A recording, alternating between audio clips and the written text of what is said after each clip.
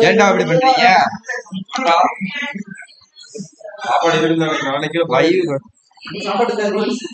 நாளைக்கு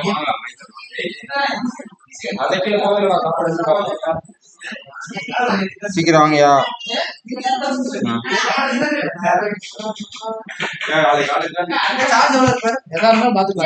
போன ஒழுங்கா வச்சுங்களா? தள்ளி வையா, கீழே விழுந்துச்சு.